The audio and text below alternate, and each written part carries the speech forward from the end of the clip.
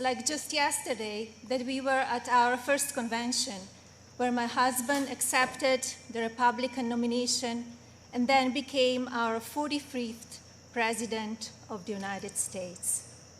Yet the energy and enthusiasm for who should lead this nation, it is real today as it was 4 years ago. I know I speak for my husband and the entire family when I say we have not forgotten the incredible people who were willing to take a chance on the businessmen who had never worked in politics. We know it was you who elected him to be Commander-in-Chief, and we know it is you who will carry us through again. We were humbled by the incredible support then, and we are still grateful today. I want to acknowledge the fact that since March, our lives have changed drastically. The invisible enemy, COVID-19, swept across our beautiful country and impacted all of us. My deepest sympathy goes out to everyone who has lost a loved one, and my prayers are with those who are ill or suffering. I know many people are anxious and some feel helpless. I want you to know you're not alone. My husband's administration will not stop fighting until there is an effective treatment or vaccine available to everyone. Donald will not rest until he has done all he can to take care of everyone impacted by this terrible pandemic. I want to extend my gratitude to all of the healthcare professionals, frontline workers and teachers who stepped up in these difficult times. Despite the risk to yourselves and your own families, you put our country first, and my husband and I are grateful. I have been moved by the way Americans have come together in such an unfamiliar and often frightening situation. It is in times like this that we will look back and tell our grandchildren that through kindness and compassion, strength and determination, we were able to restore the promise of our future. Businesses stepped up and volunteers stepped in. People were eager to share ideas, resources, and support of all kinds with neighbors and strangers alike. It has been inspiring to see what the people of our great nation will do for one another, especially when we are at our most fragile. Speaking of strength and determination, we recently celebrated the 100-year anniversary of the passage of the 19th Amendment. Yesterday, on the North Lawn of the White House, we unveiled an exhibit dedicated to women's suffrage. The exhibit called on children from across the country to send art honoring the meaning of this important time in women's history. When I was judging the entries, I reflected on the impact of women's voices in our nation's story, and how proud I will be to cast my vote again for Donald this November. We must make sure that women are heard and that the American dream continues to thrive. Growing up as a young child in Slovenia, which was under communist rule at the time, I always heard about an amazing place called America, a land that stood for freedom and opportunity. As I grew older, it became my goal to move to the United States and follow my dream of working in the fashion industry. My parents worked very hard to ensure our family could not only live and prosper in America, but also contribute to a nation that allows for people to arrive with a dream and make it reality. I want to take the moment to thank my mother and father for all they have done for our family. It is because of you that I'm standing here today.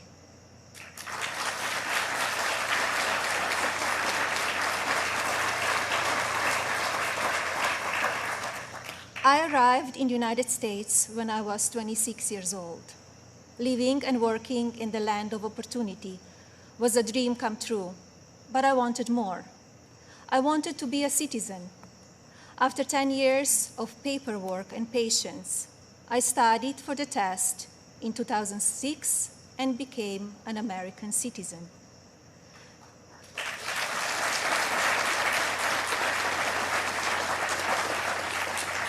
It is still one of the proudest moments in my life because with hard work and determination, I was able to achieve my own American dream. As an immigrant and a very independent woman, I understand what a privilege it is to live here and to enjoy the freedoms and opportunities that we have. As First Lady, I have been fortunate to see the American dream come true over and over again. I have met many inspiring women, children, parents, and families who have overcome life-changing issues that include addiction, homelessness, family members who are ill or have passed away, abuse of all kinds, and many other challenges that would make most people give up. The past 3.5 years have been unforgettable. There are no words to describe how honored, humbled, and fortunate I am to serve our nation as your First Lady. After many of the experiences I've had, I don't know if I can fully explain how many people I take home with me in my heart each day. From brave soldiers who give up so much so that we can be free, to children of all circumstances who I have met around the world. Thank you for inspiring me. It is my greatest honor to serve you. When I speak to members of the military, despite sacrificing time with their families, experience the fear of war or suffering loss, they have no regrets about serving our country. The same goes for their families and the families of first responders who often watch their loved ones walk out the door, not sure if or when they will come home. When I speak to families who have lost someone, the pain mixed with pride I hear in their voices is something I think about often. So thank you to all who serve our country in the military and as first responders. And thank you to the families who wait for them. You are our heroes in your own right. I have also been moved by the many children and families I've spent time with at hospitals, schools, and other locations around the world. Children who are dealing with pain or illness that would break even the strongest adult. Parents who are grateful to wake up every day and see that their child is still alive. These families are a testament to what faith and medicine, strength and science can do. On my first international trip as First Lady, my husband and I visited places of great significance to the three major religions: Islam, Christianity, and Judaism. One special memory from that trip is of a young boy I had privilege of visiting while at Bambino Gesù Hospital in Rome, Italy. While there, I read the little boy a story and learned that he and his family had been waiting for a heart for a very long time, and he had a grim prognosis. His situation brought my staff and me to tears, and we spoke of a little else as we flew to Belgium for the next part of our trip. Upon landing just a few hours later, we learned that a heart had been donated and would be going to the little one. I think about him often, along with so many amazing and strong young patients across our own country. More profound and sadly unavoidable examples of our country's strength and character have occurred in the communities that have been impacted by natural disasters. Hurricanes, tornadoes, and flooding may show the ugly side of Mother Nature, but in their aftermath, they can show us a beautiful side of humanity. My husband and I have visited many places that have been affected by natural disaster, and we are deeply moved by the strength of the people who have lost everything and the kindness of neighbors and communities. The common thread in all of these challenging situations is the unwavering resolve to help one another. I recognize the stories I just told about people who survive extraordinary circumstances. But Donald and I are also inspired by the millions of Americans who wake up each day with a simple yet courageous goal of providing for their families and keeping them safe. You are the backbone of this country. You are the people who continue to make the United States of America what it is, and who have the incredible responsibility of preparing our future generations to leave everything even better than they found it. Just as you are fighting for your families, my husband, our family, and the people in this administration are here fighting for you. No matter the amount of negative or false media headlines or attacks from the other side, Donald Trump has not and will not lose focus on you. He loves this country, and he knows how to get things done. As you have learned over the past 5 years, he is not a traditional politician. He doesn't just speak words. He demands action, and he gets results. The future of our country has always been very important to him, and it is something that I have always admired. In fact, it is to help ensure a better future for our next generation that I launched Be Best, my initiative to help children achieve their fullest potential. Be Best has one simple goal: teaching youth about the importance of their well-being, both mentally and physically.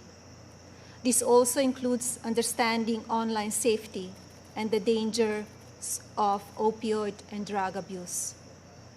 Through Be Best, my office and I have been able to highlight people, programs, and organizations that are doing extraordinary things in our country and around the world. I continue to believe that by shining a light on these positive examples, others across the country and globe will become inspired to do their part for our next generation. Helping children is not a political goal. It is our moral imperative. When I think back to a defining moment of Be Best, my mind goes to a trip I took to Africa. On that vast and beautiful continent, I was able to visit the countries of Ghana, Malawi, Kenya, and Egypt. One of those visits, in particular, had a profound impact on me. Ghana, on the coast of West Africa, was the first stop on my trip, and I experienced firsthand its warm people and their traditions. While there, I visited the Cape Coast Castle and learned more about the beginning of a cruel and often deadly journey in the era of the slave trade. I was horrified when I listened to the guide tell me so many inhumane stories, and I gained new perspectives. It is time in our history we must never forget, so that we can ensure that it never happens again. Like all of you, I have reflected on the racial unrest in our country. It is a harsh reality that we are not proud of parts of our history. I encourage people to focus on our future while still learning from our past. We must remember that today We are all one community, comprised of many races, religions, and ethnicities. Our diverse and storied history is what makes our country strong, and yet we still have so much to learn from one another. With that in mind, I like to call on the citizens of this country to take a moment, pause, and look at things from all perspectives. I urge people to come together in a civil manner so we can work and live up to our standard American ideals. I also ask people to stop the violence and looting being done in the name of justice, and never make assumptions based on the color of a person's skin.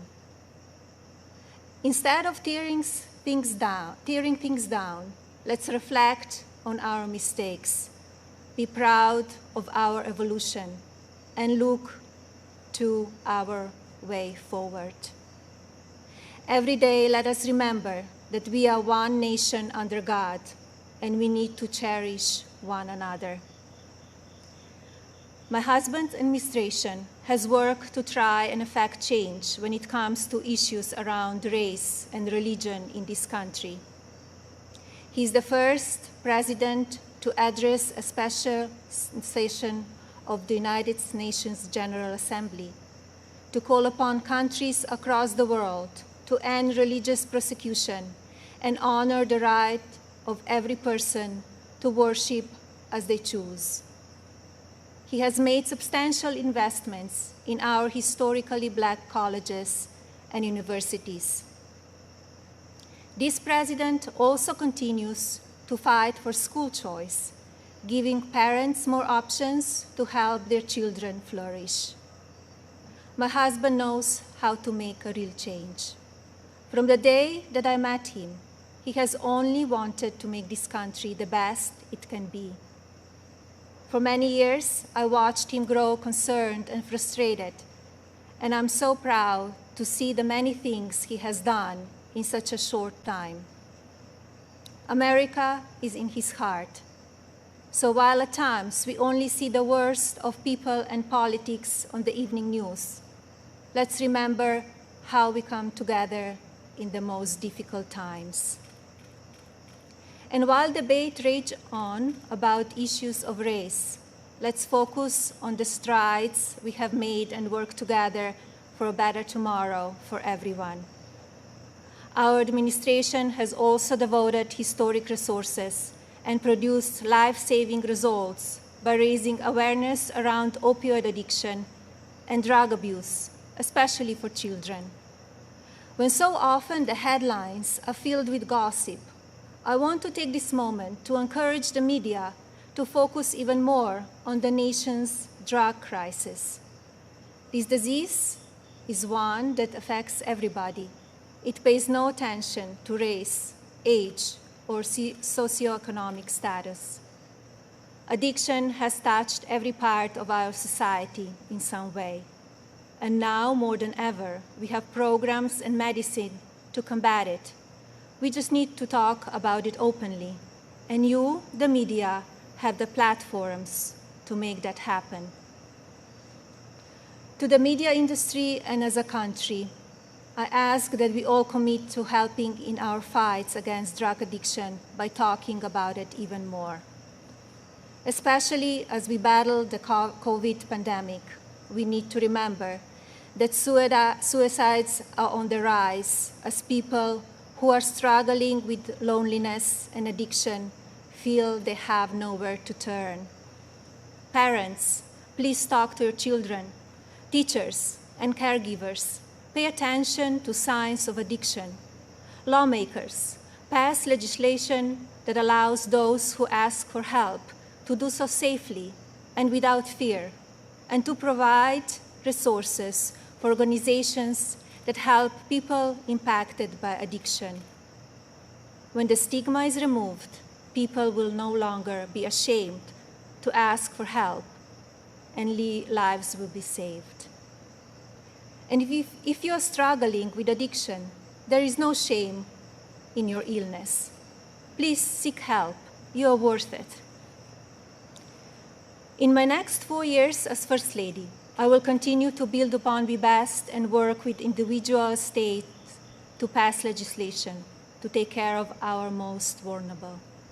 I plan to continue the work I have started with children in foster care, as well as the minority communities and tribal nations. I want to ensure children are being protected and communities have the resources needed to combat drug addiction and child neglect or abuse.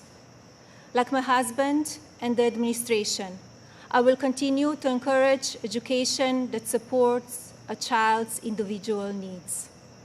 It is vital that children are given the building blocks to succeed.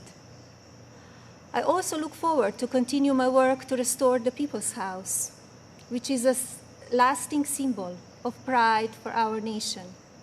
I believe this iconic home needs to be cared for and preserved so it can be enjoyed by the people of this country and visitors from around the world for years to come.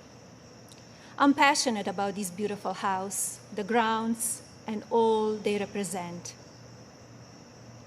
And now, I have a special message for the mothers of this country. This modern world is moving so fast, and our children face challenges that seem to change every few months. Just like me, I know many of you watch how mean and manipulative social media can be. And just like me, I'm sure many of you are looking for answers how to talk to your children about the downside of technology and their relationships with their peers. Like every parent in this country, I feel there are so many lessons to teach our son and responsibilities as his mother, but there are just not enough hours in the day to do it all. I remind myself that I'm more fortunate than most and still have days that I look for wisdom and strength to do the very best I can for him. To mothers and parents everywhere, you are warriors. In my husband, you have a president who will not stop fighting for you and your families. I see how hard he works each day and night, and despite the unprecedented attacks from the media and opposition, he will not give up. In fact, if you tell him he cannot be done, he just works harder. Donald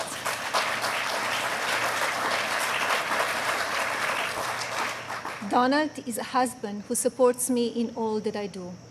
He has built an administration with an unprecedented number of women in leadership roles and has fostered an environment where the American people are always the priority. He welcomes different points of view and encourages thinking outside of the box. I know I speak for my husband and the family when I say we are so grateful that you have trusted him to be your president, and we will be honored to serve this incredible country for 4 more years.